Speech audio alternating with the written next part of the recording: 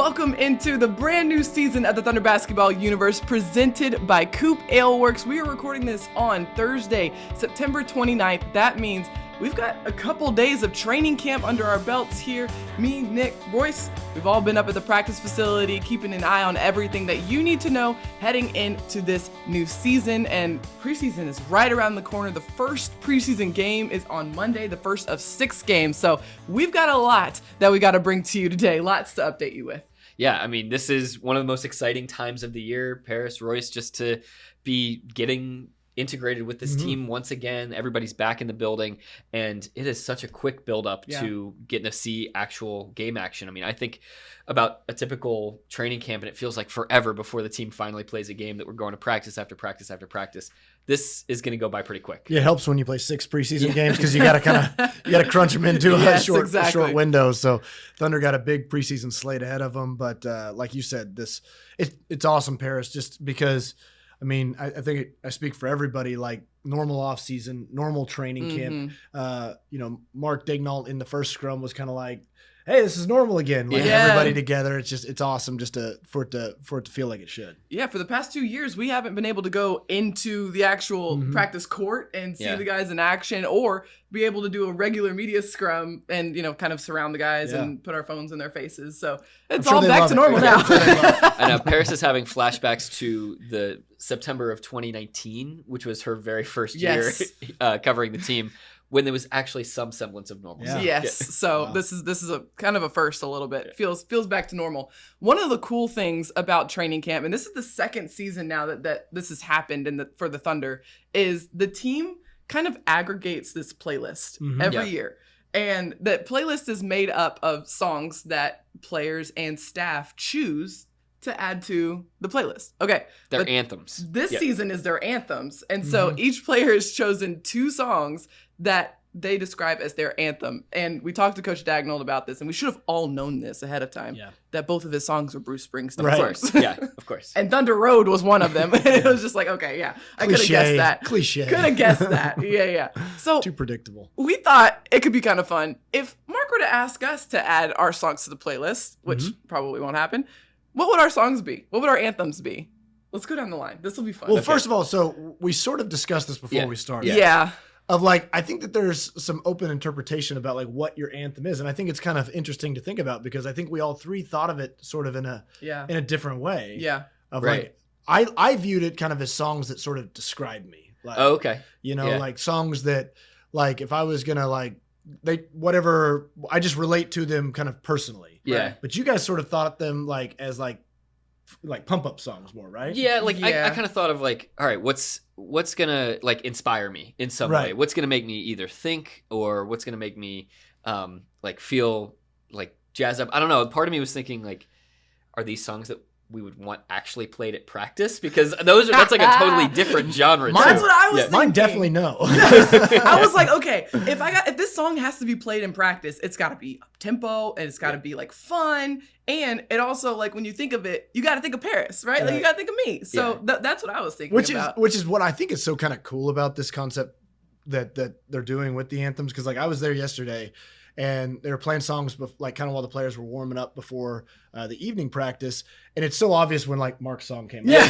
Thunder Road came on. And it's it goes from pretty good vibes. And then all of a sudden it's the piano comes in and it's Bruce Springsteen. It's all right. But I think it's kind of awesome because it's clearly that's somebody's song. Yeah. It's so obvious that it is. And it's a really personal thing that I think that the staff does. I think it's pretty cool. Yeah, you get a different perspective of that person. It also gives the players a chance to slow down for a minute and think about themselves. Think about this is such an aspirational group as it is that what do I want to be? What types of songs would define me in some way? What's something that I want to be about in some way? So I'm sure that there are some that are just all right, this is going to get me going for practice. But it does give the players that chance for self-reflection and introspection, which at their stage in their careers, starting to understand who they are as human beings is very important too. I mean, personally, like I know that Mark wasn't intending to do this for me, but when you asked me to, like, that's exactly what I did. Right. And I was listening to one of the songs coming here, and I was like, kind of like, oh man, that's like really kind of hits me. Yeah. So it's like totally unintentional, but that's exactly what happened. Was a moment of self-reflection. It's also kind of fun being on the sidelines, hearing the playlist happening, and being like, all right, whose anthem is this? Yeah. Whose anthem would this be? You know, like, what song was it the other day? Oh snap! It's gonna bother me now. There was and we thought it was Derek Favors. In the track. Yeah, it's going down. And we thought it was Fave just because of the Atlanta connection on that one. Yeah, it seemed logical on that one. All right, let's talk about our anthems. Okay, Royce, you want me to go first? Let's let Royce go first. Okay, so we're picking 2 anthems, and again, full caveat: these are not necessarily my favorite songs. Yes. Okay. That's an important caveat. Right. So first one is one of my very favorite bands. They're called Need to Breathe, and it's a song called The Outsiders. And there's a line in the song. The whole song is just kind of about being who you are and being very confident in who you are. There's a line in it that says, "And through everything we've learned, we finally come to terms. We are the outsiders." And that whenever I hear that line, I think a lot about in a variety of elements about me. Like I try to take a lot of pride in, like, if I'm different, I'm different. And and that's something that I really, really want to impart upon my boys too. So that's one. And then the other one is one of my very favorite bands. They're an Oklahoma band. And the song is not necessarily like their best song or anything, or even my favorite song, but it's called The Bird Hunters by Turnpike Troubadours. And, I love Turnpike Troubadours. And when I hear that song, it just sounds like Oklahoma to me. It's like, literally the way it starts. And like, Oklahoma is so important to me. This is where I'm born and raised.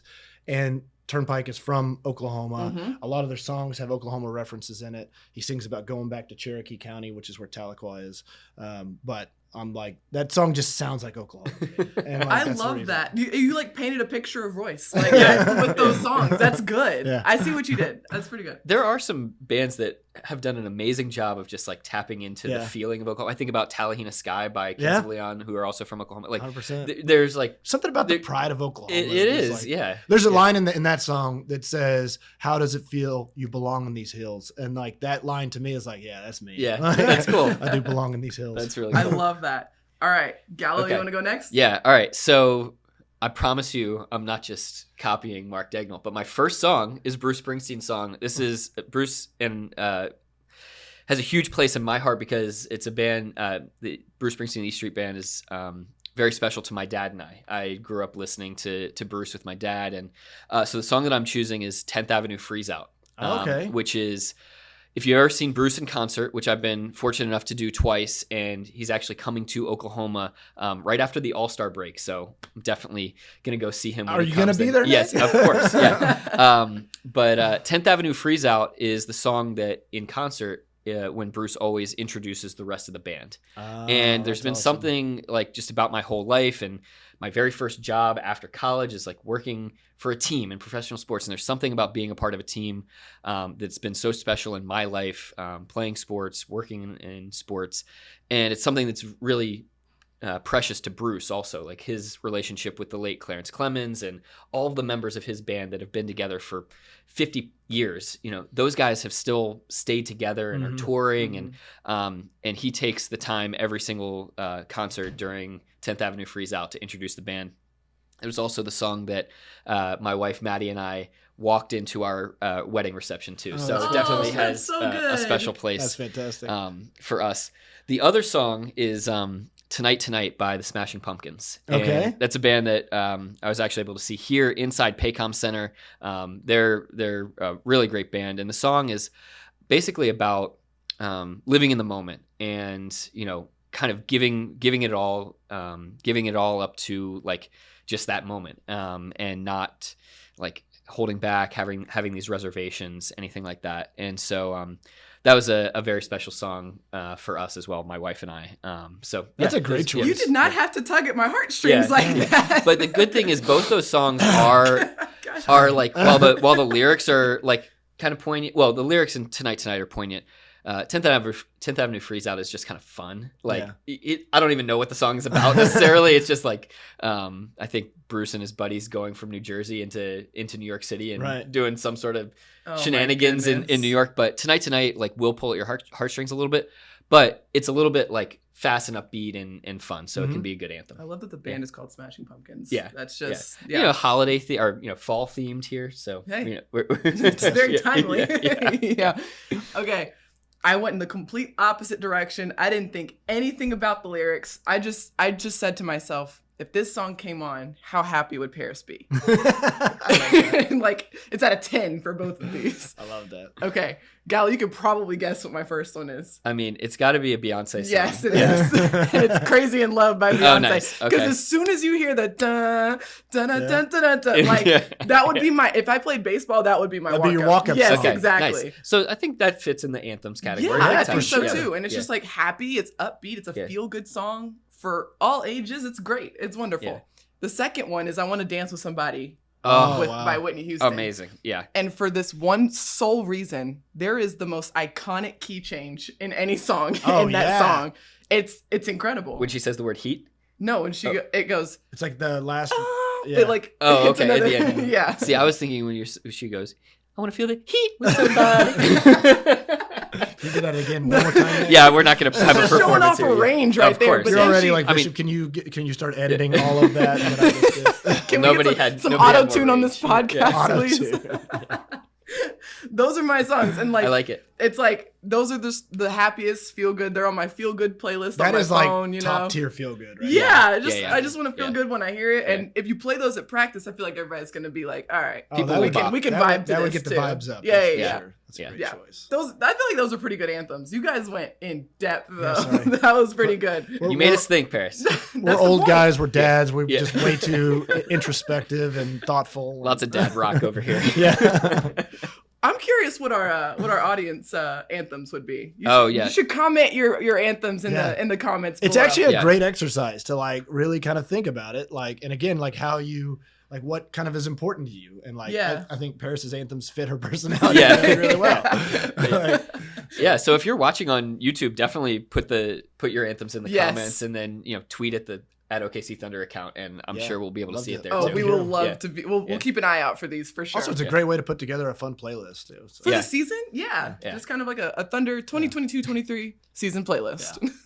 All right, what do you say we talk some basketball? For sure. All right, we're gonna get into some basketball. Everything you need to know leading into preseason right after this break.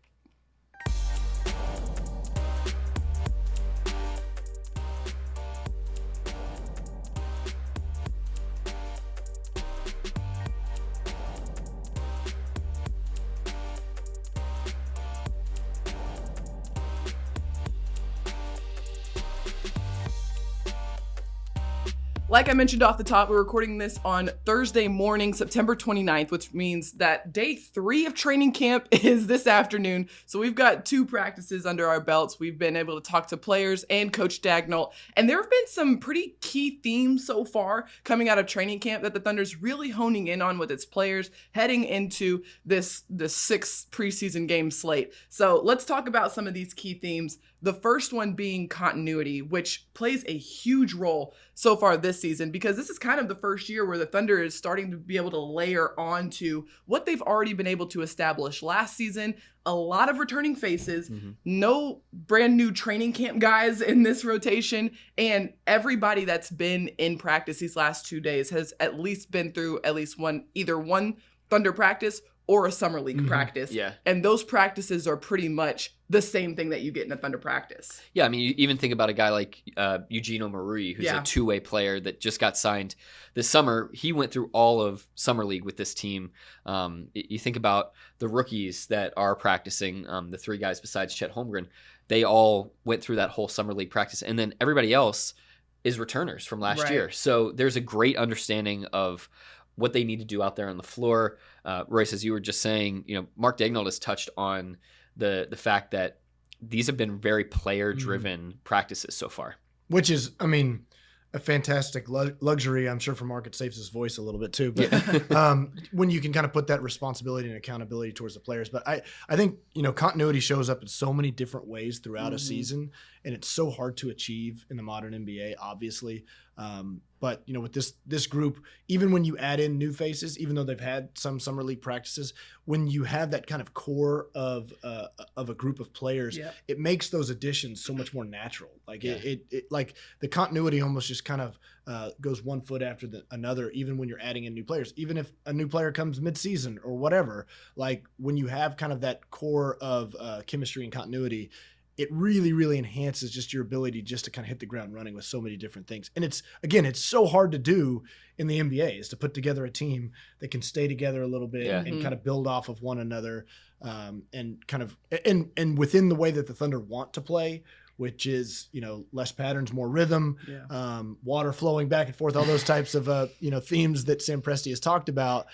Like, you have to have continuity to do that. You can't just have like pieces kind of placed all over a chessboard and just kind of shift them around. Like, you've got to be able to play off of one another. Well, it's the overlapping timelines that Sam Presti has talked about, and continuing to layer this great talent year after year after year through the draft. And basically each of these guys is going to be like getting used to playing with the next class, and then the cream is going to kind of rise to the top in terms of the best players who are going to have that opportunity to be a part of that next great Thunder run. Right, which again, I think it's a great point of just, and I know we're going to talk about just that kind of competitive element of this, but you think about some of these guys that have kind of been around, the so-called vets. I thought it was so interesting when Mark yesterday at practice on Wednesday pointed out, somebody was kind of asking about Lou Dort being a veteran guy. Yeah. And I think he pointed out that there was a player in the draft that was older than Lou Dort. And like, you do kind of forget that even with the continuity element. There's continuity, but there's a lot of younger guys. But then also you do have some of the more like veteran type of players like a Mike Muscala and Kenrich Williams, Derek Favors. But like, even those guys are not quite as old as you think they might be. No. Right. And the beauty of this, and this goes back to the player-driven practice point, when you have that continuity, you've got guys who know what to expect, who know what is right, what is wrong, and that leads to guys being able to step up into leadership opportunities out there on the floor. So you have a guy like Lou Dort, who is still relatively young in this league, who is able to take on a heftier leadership role and help guide some of the new guys, help guide some of the rookies, and kind of take their hands and show them, how to get things done. And it opens the door for everybody to kind of step into that role, which I think is really encouraging for such a young group, that everyone's able to kind of start tapping into a little bit more of that leadership role and helping everybody out. I was going to point out, I think that's a great point, Paris, because it's something Mark has talked about a lot. And then I think a lot of people kind of perceive a team to have like a leader, right? Yeah. And while the Thunder do certainly, I mean, that's just kind of natural. That's how teams kind of work. But I think a big emphasis from him, and what I think this Thunder team kind of achieves in terms of their identity, is leadership shows up in a lot of different ways in a lot of different people.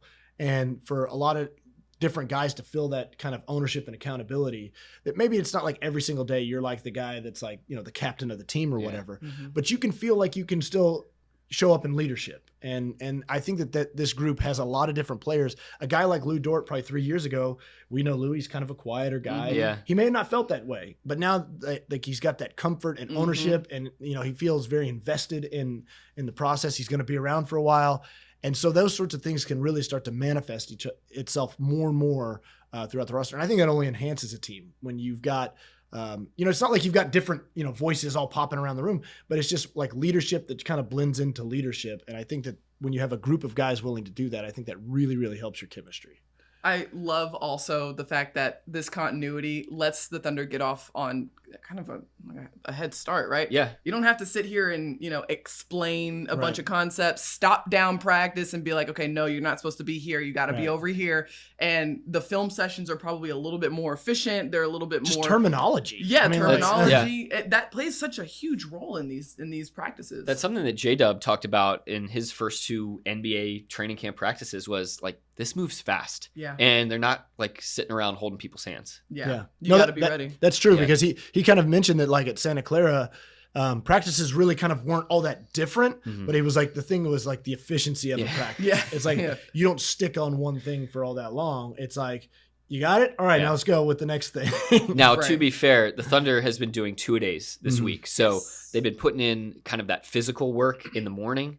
They've been taking a little bit of break, get some lunch, rest up, and then they're coming back at night and doing more of that mental work, right, as something Mark Dagnall calls just cleaning up from earlier in the day. Film and that sort of stuff, which, you know, a lot of teams don't always do 2-a-day practices, and I think it's probably for the first week, but you know, you can obviously see the benefits of being able to do that just in terms of installing, especially with a young team. Yeah. I mean, even with the continuity element, like, you know, we all know some of the elements that are going to kind of, you know, pick at a young team. And some of those things are like just the learning curve that comes with the NBA. Yeah. And so, you know, if you can try to get out in front of that as much as you possibly can, it can help. Well, in the modern NBA, there's so few practices. I mean, Royce, you remember when when I first started covering the Thunder back in 2012, there were practices on every off day and shoot-arounds every morning of every game. Things have just changed in the NBA. There's so much more knowledge about needing to get guys off their feet and how much wear and tear that you're putting on guys' bodies. So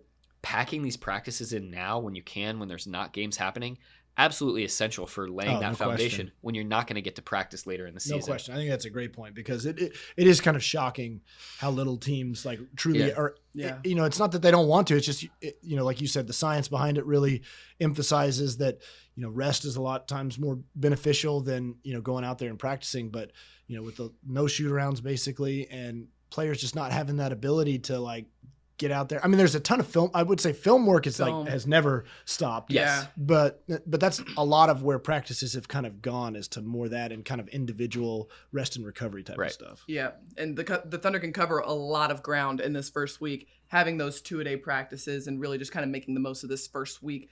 Let's get into the second element that has really popped in this first week, and that's the competitiveness of these practices. The Thunder's always emphasize competition and just being a competitive person out there on the floor in every possession, every play. It doesn't matter. That's just kind of a foundation baseline of what the Thunder wants to be and what every player needs to bring onto the floor. The difference this year, every single person had a big offseason, right? Normally in the NBA, it's like one or two guys. Oh yeah, this is going to be a big offseason for him, right? It was like every guy on the roster. This is going to be a big offseason for him. And that's because young players typically have their biggest summers in their early years. And so all these guys came back having improved their bodies and come back better, which has led to really competitive and physical practices. Yeah. And, you know, that starts with guys picking up full court. We asked Lou Dort about that yesterday, and he was like, you know, to be honest, it's not just me who's been picking up full court defensively. That's a huge thing. And, you know, Paris, as we mentioned earlier, there's competition for these roster spots. But this is also tying back to the continuity point.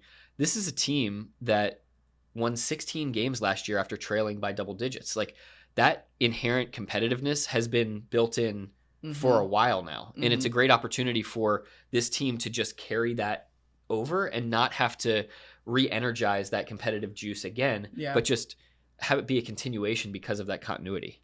I was hoping you were going to continue to filibuster, Nick, because I was trying to find a quote from Sam at the end of last season where he talked about just kind of setting up the summer for a lot of guys about how important it is to go out and put in the work. And he basically kind of said, like, you got to go do it or you're going to get left behind. Like, we're looking for guys that are going to go put in the work and show up in the fall, because we're going to keep adding to this roster. And if you don't keep working, you're going to fall behind. And I think, to your point, Paris, you can just see how so many players really took that to heart. Like a guy like Trey Mann, who came back just noticeably bigger.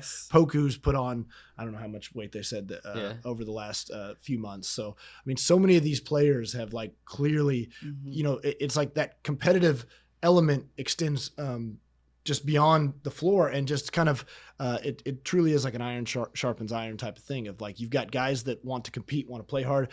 Nick, you've talked about how it's just kind of in the Thunder makeup. That's what a Thunder player is. That's what it's always been, is somebody that plays with that kind of competitiveness, but also within that, Sam Presti talked about wanting to see this team enhance its physicality. And I think that has been a huge emphasis within that competitiveness. It's one thing to be like diving on the floor and like playing really hard, but like making the other team really feel you and kind of hitting back a little bit more, I think is something this team's trying to do. Yeah, really encouraging signs so far. And I think the other thing that comes to mind, the continuity and the competitiveness element, they just go hand in hand in this, because if you have that continuity, you know how to push your teammates button. Like, you know where you can help them improve. You know where you can be to kind of like get in the, blind spots of players. Like, you know how to work the game a little bit when you have this continuity. And so, like you were talking about, Royce, just iron sharpening iron. It really helps to do that when you know the people that you're on the floor with. The other element to this is these guys have been playing against each other in the summer. This isn't the first time that they've been able to go head to head. These guys have met up. Shay was talking about the guys met up in Toronto and just got a chance to get a few runs in there.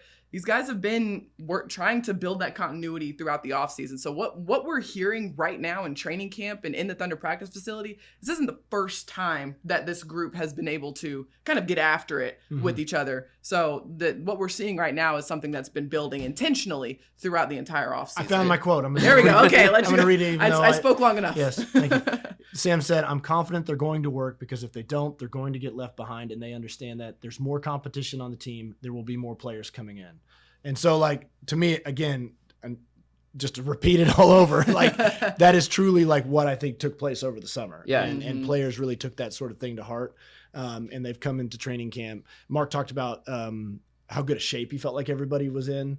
And like, that's not a place where they're really having to invest their time is getting guys up to speed in terms of their conditioning, because they've come in really good shape. They worked over the summer, and I think that was important. Well, I think this speaks to something that Sam Presti has talked about in a more macro capacity, which is you can be in the moment competitive, but you also need to be big picture competitive. And so being the guy that dives on the floor in a practice at training camp is one thing, but if you didn't build up all the reps over the course of the summer, if you didn't look at your summer as an opportunity to get better, to compete with yourself, this is the phrase that you always say, Paris, winner's going to ask, what'd you do all summer? And so it's the same thing with the team too, right? Sam always talks about not taking shortcuts. Well, those shortcuts might make you more competitive in that moment, but if you don't take them, you can be more competitive in the big picture standpoint too. So I think it's a very smart comment